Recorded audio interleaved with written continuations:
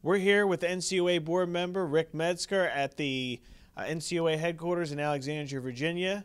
We're going to be talking about some issues raised at the monthly board meeting and other issues impacting the credit union industry. Thanks for taking time to speak. Always a pleasure. First, I wanted to start with the fixed assets rule. You're the man behind the rule, as we heard at the meeting, with Chairman Matz crediting you for getting the process rolling. Could you talk a little bit about why you saw a need for that rule to be passed? Well, it came in the initial comments that we received when I first joined the board that raised some questions that I started to look at that made a lot of sense. And the first thing that I noticed that this rule was put in place first in 1978. So that immediately sent the light bulb off. You know, are the circumstances today the same as they were then?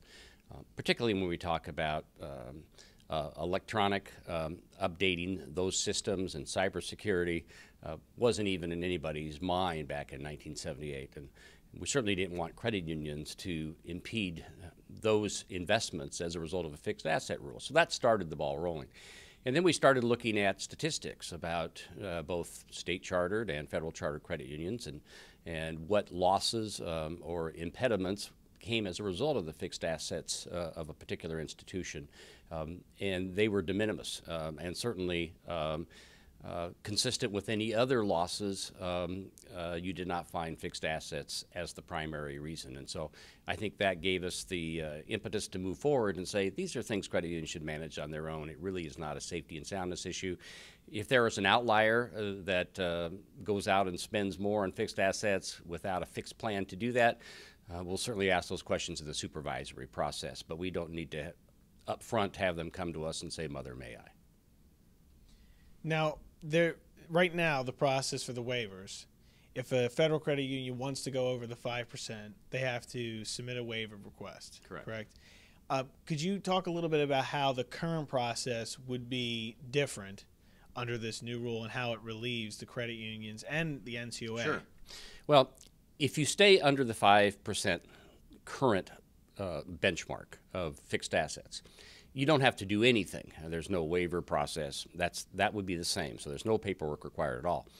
If the board and management finds a need to invest more of the credit union's assets above 5% of their assets, then all we ask is that the management and the board develop a fixed asset policy as to what they need to do, why, the justification for it, and any impacts it may have on their balance sheet. And they do that internally, and then they just move ahead. So we're just asking them to do what I believe they would do anyway, but that is to do their due diligence. So that eliminates what would have to be done normally, which is the waiver process. Exactly. And what would happen is that they would make those requests, they'd go to the regions, would spend time reviewing it, usually had other questions, had to go back to the credit union. All the while, months are going on. There was a lot of frustration because some of these issues may have been timing, and they would go on so long that their strategic advantage they felt was being filtered away. So this eliminates that and allows them to move as they see prudent. But you still caution against going too high in terms of your fixed assets percentage. Well, certainly.